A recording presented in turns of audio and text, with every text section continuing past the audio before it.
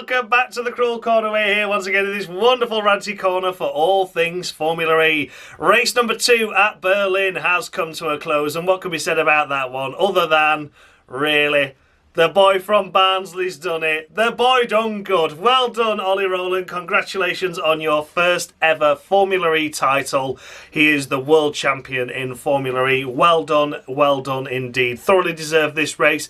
Didn't look like it was going all his way, but he was able to deliver the result when it mattered and clinch the title before heading to London. He can just enjoy London now, his home Grand Prix, and celebrate with his family when he gets back home as well. Well done, Ollie. Well done. So if you've never seen this series before, I award the drivers a maximum of 10 points based on their overall race weekend's performance. I go all the way down to 0 if they have a particularly bad one. Take a look out for bonus points. There sometimes offers some drivers do something extra special during the race.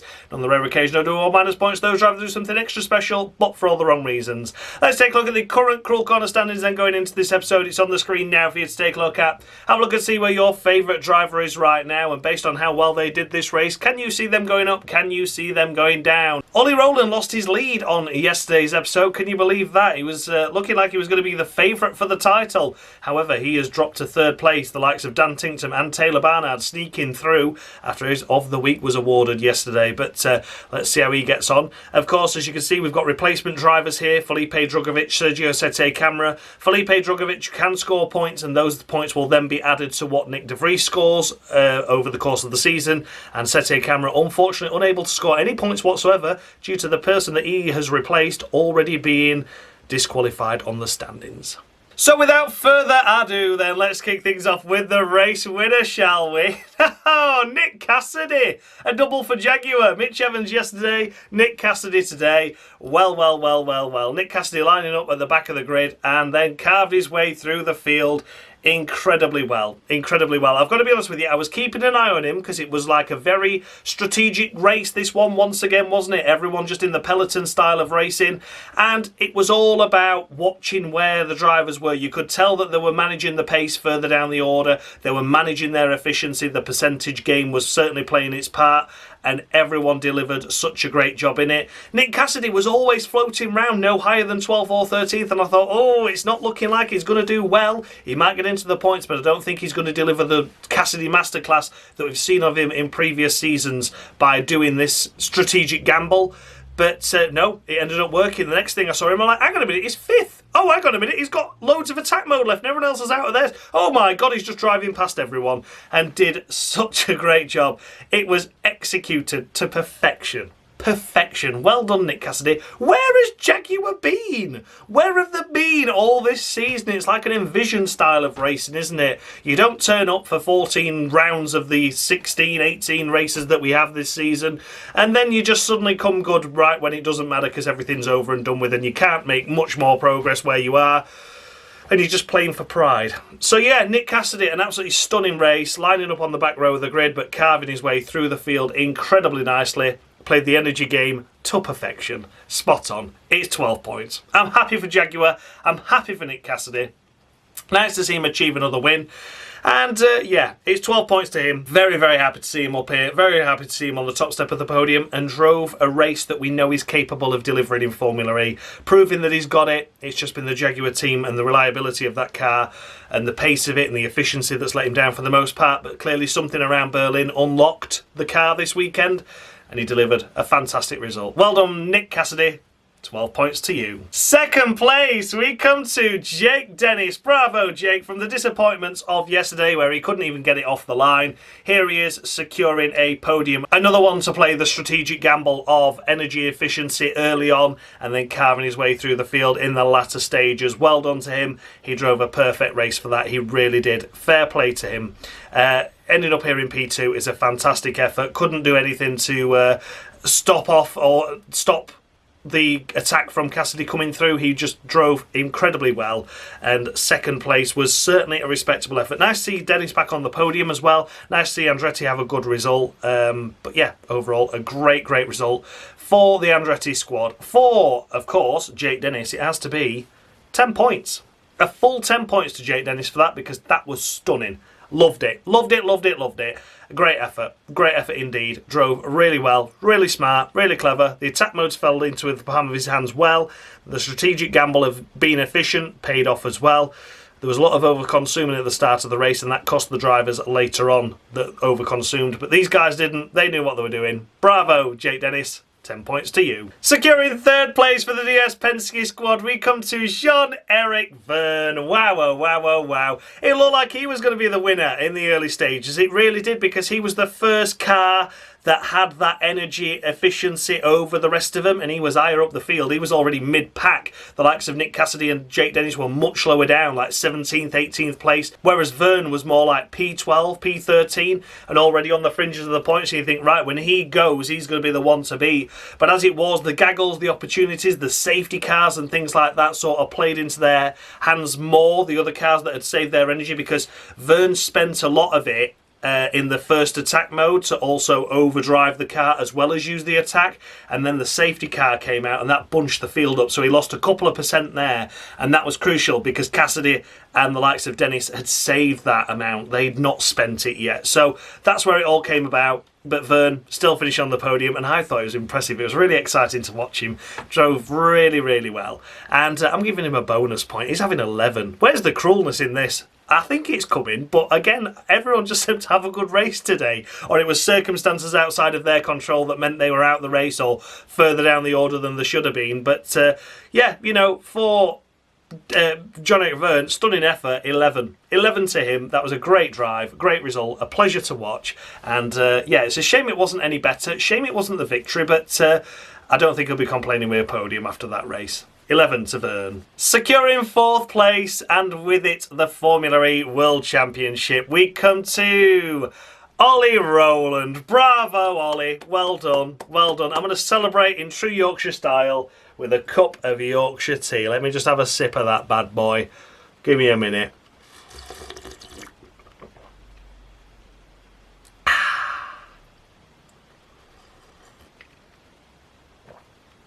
I'm sure at the time of recording, Ollie, you're having a little bit more stronger things than tea, but I am celebrating with a cup of tea. Well done to Oliver Rowland. It was lovely. The emotions in the Nissan garage were running high. The emotions of Ollie Rowland were running high as well. He just couldn't believe it. And then there's that lovely message from his daughter saying, "Daddy, you're world champion. Well done. Bye." Yeah, bye. Bye, Ollie. Like, you have to say goodbye, bless her. But yeah, well done to Ollie Rowland. He deserved this. He really did. It was looking at one stage like it was going to all fall away from him, like Nick Cassidy last season. The race yesterday was a tough one. All he had to do was pick up a couple of points and we'd have been happy with that, but instead he ended up throwing that away. And then this race, it didn't look like it was going his way, did he? He was down in the likes of 7th and 8th, and Verline and DaCosta and Barnard were all ahead of him 1, 2, 3 at one stage, you know, like, even if that mathematically didn't mean that some of them could continue into London as mathematical championship contenders, it meant that the likes of Verline, when he was out front, was certainly closing the gap on his big championship lead. At one stage it got down to 34 points was the gap that he was going to be inroaded further by 16 points, and 34 points when a doubleheader was coming up. Still a small margin really for Formula E when anything can happen. So that's how topsy-turvy this race was. He went from a point where it was looking like Verline was going to gain more points on him and just take 34 points into London, and instead he's wrapped up the title.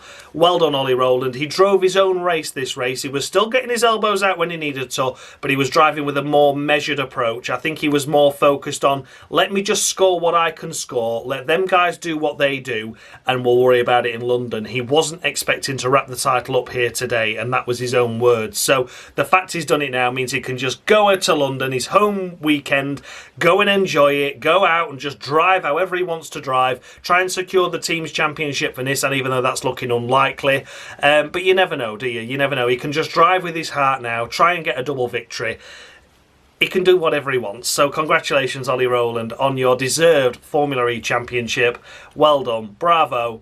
It's 11. I'm giving him a bonus one for that. Great effort. Not cruel yet, I know, but we'll get there. But yeah, Ollie Rowland, a stunning effort, a deserved champion of Formula E. All the hard work was done in the early stages of the season, and then even when it started to come undone, it meant that he still had a massive cushion that they had to inroad on him. I mean, he had a 70-odd point lead at one stage, and it only eroded to 50, even after Berlin yesterday. So yeah, crazy, crazy stuff, and it's 11-2 Ollie Rowland. Securing 5th place and mirroring what Jaguar did in yesterday's race. It's Mitch Evans. Well done, Mitch. So, Mitch was 1st yesterday. He's 5th today. Cassidy was 5th yesterday. He's 1st today. So, well done to Jaguar on a fantastic weekend where both cars are well inside the top 10 and a fantastic deserved effort by Mitch Evans to finally score some points and it not be a victory. Don't get me wrong, he'd have loved another victory, but at least he's finally scored some points where he didn't need to win it. You know,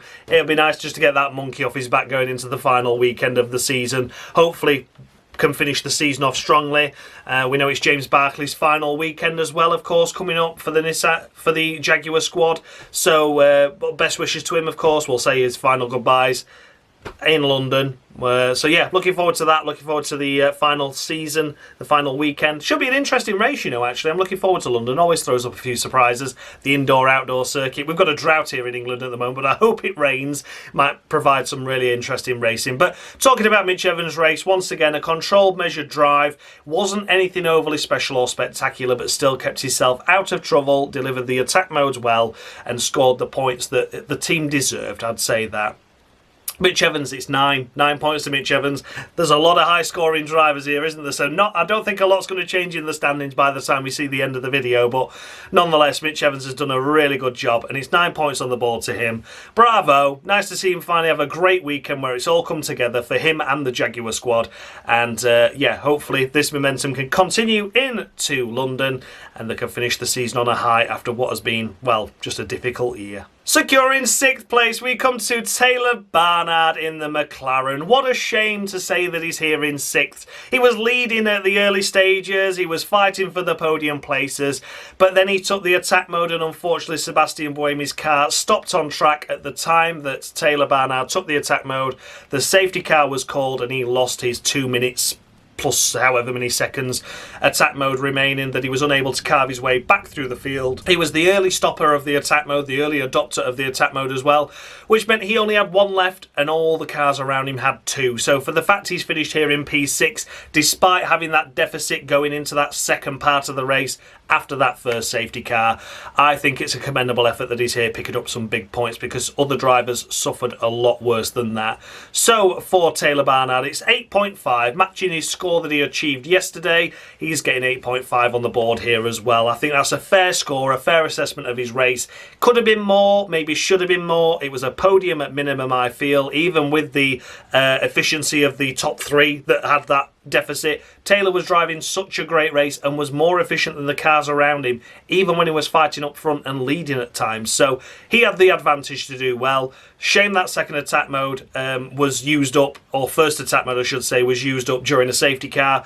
That's what compromised his strategy going forward, but still delivered a solid top 10 effort. Well done, Taylor. 8.5 to you. Securing 7th place for Mahindra, we come to Felipe Drugovich, the debutant this weekend. Well done. Deputising, of course, for Nick De Vries, who is off doing his World Endurance programme.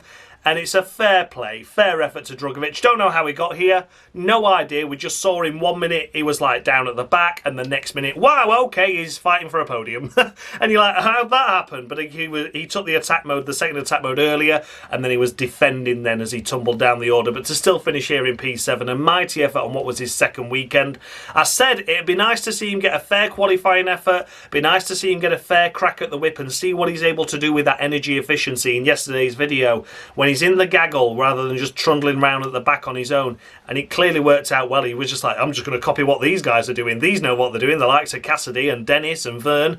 I'm just going to do what they do. And it worked out well for him. He picked up the few points for Mahindra, which are crucial. Crucial few points for Mahindra. That they're very close in the battle with McLaren and thoroughly deserving of the 7th place he got. So for Drugovich, it's 8 points to him on the board for that. That, of course, is Drugovich's score for now. However, that is added to De Vries' tally. So De Vries has ended up with 11 points from this weekend, and he wasn't there. So well done, De Vries.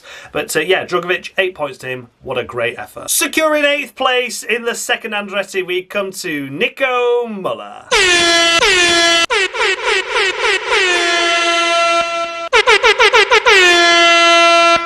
And there we have have it. Unfortunately, it has to be an of the week to Nico Muller. It was the contact with Sam Bird that did it for me, unfortunately. Despite the fact he was able to charge back through the field and finish here in P8 after being nearly a lap down, having to pit to repair a puncture, he just came over late on Sam Bird, who was doing a fair dive up the inside, and he just jinked like that, like at turn 1. So Sam Bird was here, Muller was here, and it was a late dive like that. He might not even finish here, to be honest. At the time of recording, he still finishes here. However, he may get a time penalty, which takes him outside the points. So if that happens, I'm sorry he's here, but again, he gets an of the week anyway, so it's irrelevant in terms of where he does actually end up because the score wouldn't change. So yeah, Nico Muller let himself down with that little move, unfortunately. What could have been without that move as well? He could have been joining his teammate on the podium. You've got to think about it, haven't you? There was a lot going on in that race, and unfortunately he became a cropper, took Sam Bird out as well for good measure, and yeah, it's an of the week to Nico Muller. Picking up a couple of points, we come to Antonio Felix da Costa in the first of the Porsches. Wow, oh, wow, oh, wow. Those Porsches looked like it was going to be all Porsche at the front. They were singing the praises. Oh my God, we've got 5 Porsche powertrains inside the top 6. Isn't it amazing? Isn't it incredible? They all overconsumed massively on energy and struggled at the end as a result of that. They'd all used their second attack modes, and during that second attack mode could make no progress forward because otherwise they would have not had enough percentage to last the race distance. So they had to really hold back. And the fact that Da Costa's here picking up a couple of points is a good effort actually for him, because the rest of the Porsche powertrains that were fighting up at the front didn't even get inside the top 10. So damage limitation for Da Costa, unfortunately, but he was going like it was going to be 1-2 for Porsche. Dan Tinktum up there, David Beckman up there. It was all kicking off, wasn't it, at one stage, and it looked like it was an advantage Porsche. Here we are just talking about 1, picking up 2 points. Crazy stuff. For Da Costa, it's 6 points to him, 6 points on the board. Great qualifying effort, great start to the race, great race pace, but it was just too much. Overconsuming, massive effort, massive issue there for them. And yeah, they'll be head scratching. They clearly not planned for it to go maybe 3 added laps at the safety car. Maybe they're only expecting 2. And either way, they miscalculated something, overconsumed on energy, and it's lucky that Da Costa picks up just a couple of points. The fact that Nissan have scored some good points as well this race means that they have closed the gap once again back up in the championship for the constructors. I still think it's unlikely that Nissan will get it with one car scoring points over the double points effort that Porsche can deliver most of the time. But even so, they'll be looking behind them now instead of just looking forward. 6 to Da Costa. Picking up the final points paying position, we come to Sergio Sette Camara in the Nissan. It's nice to see the second Nissan actually deliver a point. Norman Nato has not really done that much this season. Sergio Sette Camara in the first race looked like he was just going to follow Nato's trait as well and not deliver anything. But yeah, here he is finishing in 10th place, unless there's of course any penalties for Muller, and it means he moves up to 9th. Of course, I'm only speaking about this, you know, live and as I know it, so if retrospectively he gets a couple of points, then fair enough. But yeah, Sergio Sette Camara would have scored probably about a 6 or a 7 this race, to be honest. He was unimpressive for the most part, didn't see much of him, but then scraped a point towards the end with the over-consuming Porsches struggling. But as it is, of course, he's taken Nato's place, and I can't score Nato any points, so therefore I'm not able to score Sette Camara any points, because that's unfortunately how it lies. So yeah, he took a place of a driver that's already disqualified on this series, and that's a big shame. So yeah, and the only driver as well, actually. So yeah, hopefully Nato can return to London and be very positive and actually score some points for this Nissan squad that are desperate for that Constructors' title now. Ollie Rowland can fight for it, clear of any jurisdiction. He's won his title. He can win the team's title now and try his best to do so. But he needs both cars up there. Nissan need both cars up there. So let's see what Norman Nato can deliver. But Sette Camara, not applicable to scoring many points, but I'd have probably given him a 7. Just outside the points in P11, unless there's a penalty for Nico Muller, it is, of course, Jake Hughes in the first of the Maseratis. What a shame for Jake, to be honest with you, because those Maseratis had a lot of percentage over the other drivers around them, and then they just didn't get anything out of it, and I'm really confused as to why they were unable to make the progress like the other cars did. They just sort of lingered around there. At one stage, they were briefly inside the top 10, but then just fell out of it. I'm like, how have you gone backwards when you've got so much more energy compared to others? Maybe it was temperature, I don't know, but it was something weird going on with that Maserati squad, because it looked like they'd nailed the strategy on to be up there inside the top 5. but then it just didn't translate into anything, any sort of result, which is a big shame. Jake Hughes had a crash in qualifying, which was a big shame for him for that. But some sort of failure. He didn't slow down. The car didn't slow down. He just went barreling off into turn 1 and heavily damaged the car. Great job by the team to get the car ready for the race. And it's unfortunate that at time of recording he just misses out on points. Maybe he scrapes a point after Muller's penalty. I don't know. Doesn't matter, really. 1 point's rather insignificant and still a really pointless exercise for the Maserati squad. They just had so much pace and promise in the first race. It looked like this race they got it nailed on, and it looked like they were actually going to do something, and up the order they'll climb, and it just didn't happen. So yeah, 6.5 to Jake Hughes is the score I've awarded him. Yeah, very disappointing indeed. Another weekend of what could have been for Maserati, I feel. Could have been a double points finish in race 1. Should have maybe been a double points finish here in race 2. Next up we come to Edoardo Mortara in the second Mahindra, and oh dear, just like Taylor Barnard, unfortunately his attack mode was cut short by a safety car intervention, which is a huge shame.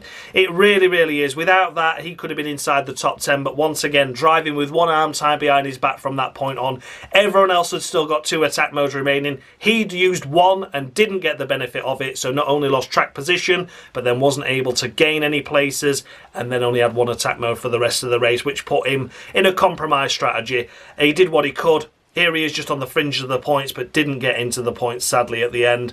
And for that reason, it's a middle of row 5, which is harsh for Mortara. It wasn't his fault he was caught out by that first safety car intervention. But yeah, Drugovich got himself inside the points there, which is, you know, fair play to Drugovich, and a shame for Mortara to see him down here. But we know what happened. We know how it happened. We know why it happened. It's no disrespect to Mortara. It's just that a lot of other people had a lot better drives. Da Costa being able to hang on to points with a car that was massively over-consuming at one stage. Taylor Barnard with the same misfortune as Mortara, able to stay inside the points, means I can't score Mortara much more because I've assessed it based on what happened to those two.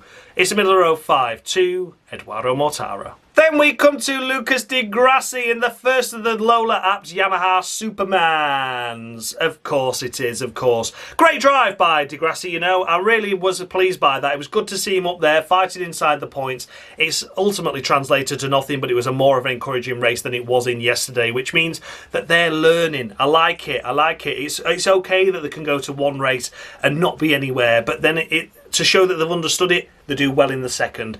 Be interesting to see how it plays out in London as well, of course. That'll be an interesting dynamic. Can they develop? I'd like to see them get some more points before the end of the season. Doesn't matter what they really score, realistically anyway. They're not going to finish anything other than last in the standings, but it's been great to see them have some great pace at points this season. This one was a race to smile about, even though they didn't get the points in the end. Of course, Di Grassi had a big crash in free practice 3. He also had some sort of issue with the brake-by-wire.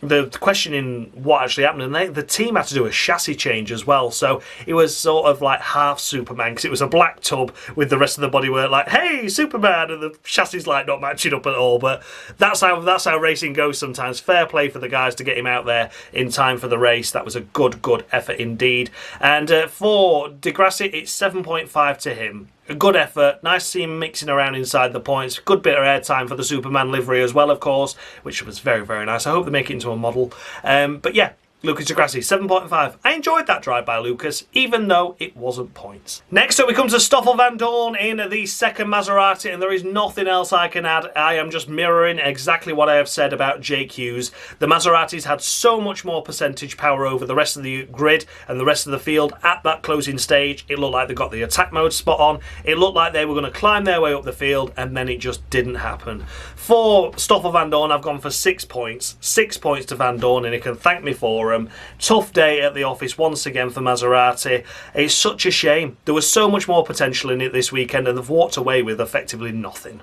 And that is a big disappointment. So 6 to Vandoorne. A tough day at the office when it could have and should have been a lot more. Then we come to Dan Tinctum in the first of the Kiro Quid Pro Status Quo. Don't break my heart, my achy breaky heart.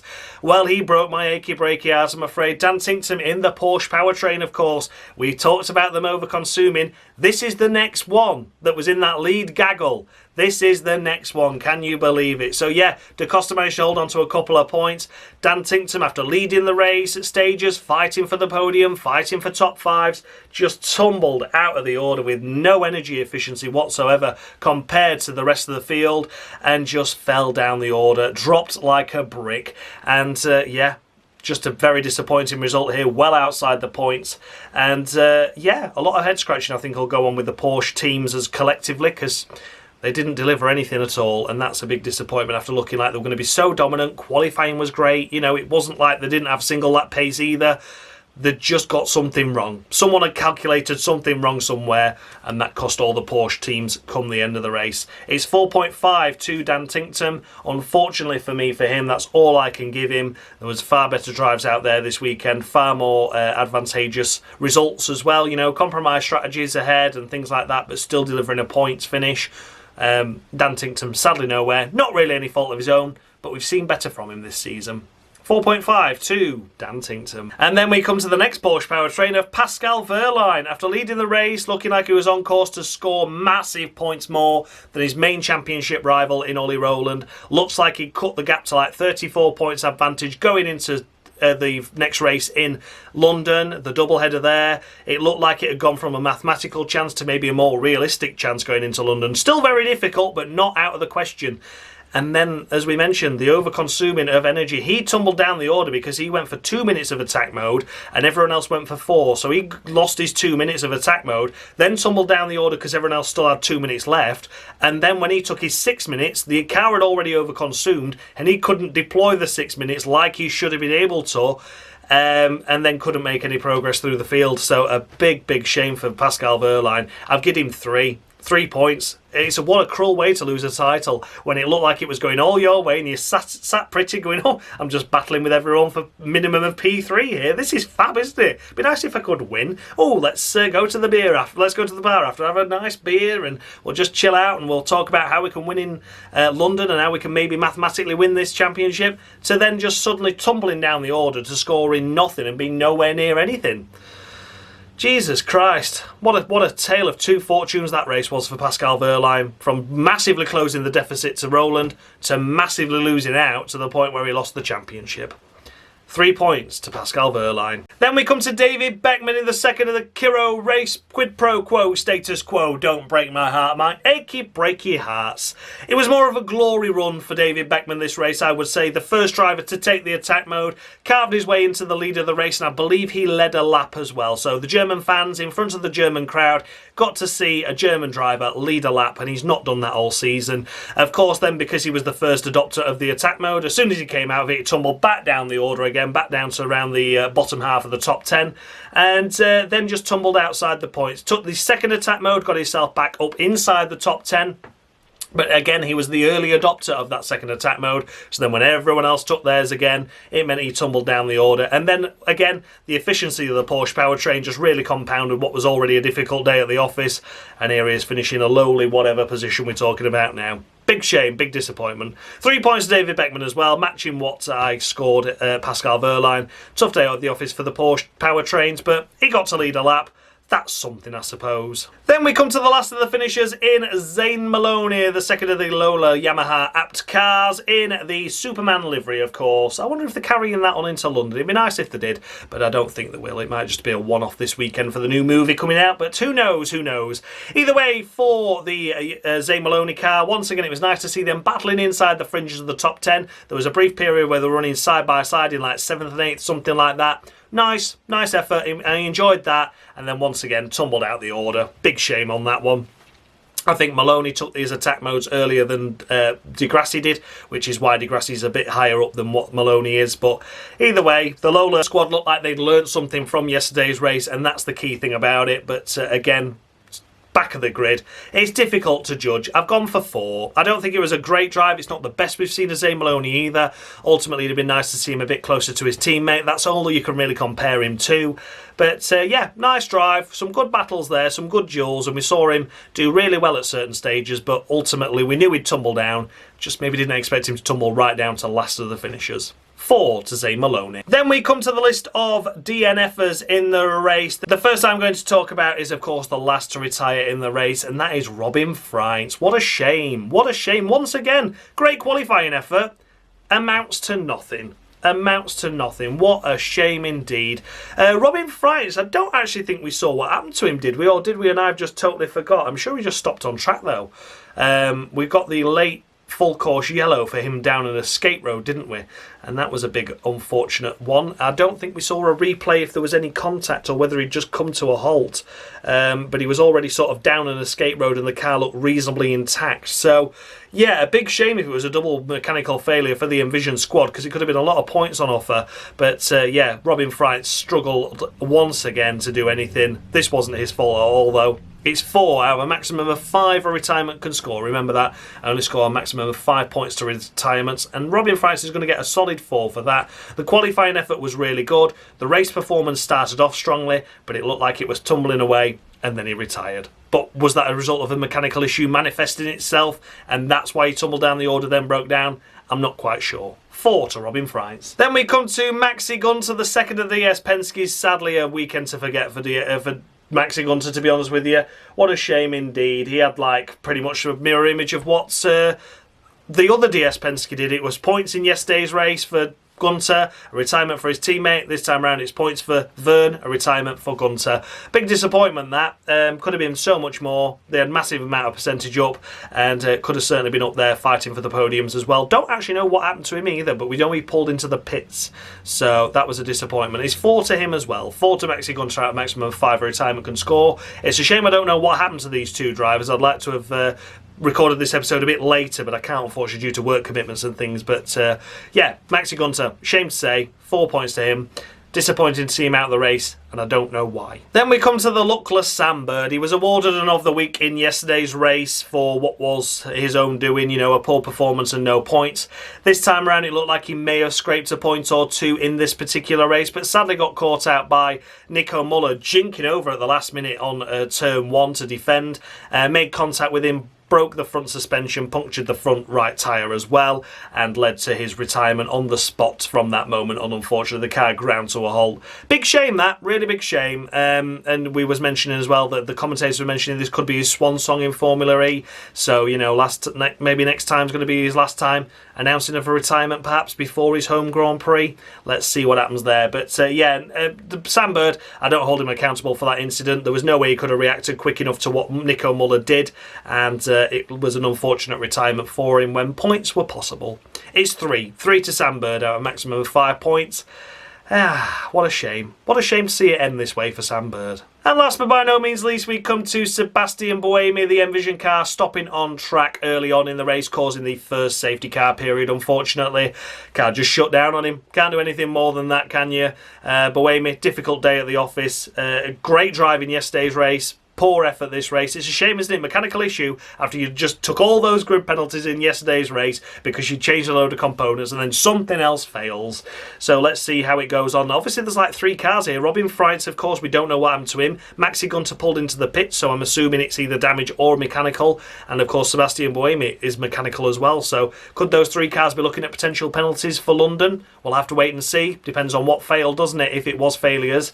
But yeah, a shame for Sebastian Buemi. He's getting 3 points as well, again out of a maximum of 5. Too early in the race to really judge what would have unfolded there, but yeah, not his fault at all. So everything, guys, those were the runners and riders of the Berlin E-Prix race number 2 of the weekend. Let me know down in the comment section, do you score any drivers too high, any too low? The updated standings with the scores I've just awarded are on the screen now for you to take a look at. Have a look and see where your favourite driver is now after I've awarded those scores. Ollie Rowland reclaims his position back at the top, but of course Dan Tinktum and Taylor Barr are chomping at the bit there, just 1.5 and 2 points behind him. So anything can happen for that final podium places, and the winners and the victors are going into the final doubleheader weekend, and all of those 3 Brits are going to want to do well at their own Grand Prix, aren't they? They really, really are. Eduardo Mortar, after a fantastic season, is in 4th place. Realistically, a little bit out of sorts now to get anything better than that 4th place. Nick Cassidy climbing up to P5 after being nowhere for so long in the series. Really goes to show you, if you have a couple of good weekends, it plays dividends on this series. It really, really does. There's some drivers there there that you wouldn't really expect to see lower down the order, the likes of Sam Bird, Jake Hughes, of course. David Beckman, of course, the last of the runners not to be disqualified. Of course, Norman Nato is the disqualified driver, not Sete Camara. Just Sete Camara debutising for him this race. But yeah, David Beckman, that gap to Sam Bird really just proves how much of a difficult season he has had. We've got the two Swiss drivers together there, Sebastian Buemi and Nico Muller. There's a lot of changes that can still happen, but realistically it's a three-horse fight for the title in this final round of the season going into London between the three Brits of Ollie Rowland, Dan Tinktum and Taylor Barnard. Let's find out who secures it in London. So thank you so much for watching, guys. I'll see you all in a couple of weeks' time for, of course, the London doubleheader E-Prix to round out the season. Ollie Rowland might be champion in real life, but he's not quite done the job yet here on the Cruel Room Championship. So look forward to tuning in then. Look forward to seeing what your thoughts and feedback are on this race as well and the scores I have awarded. And I'll catch up with you all again soon. Thank you so much for watching, guys. And as always, much love.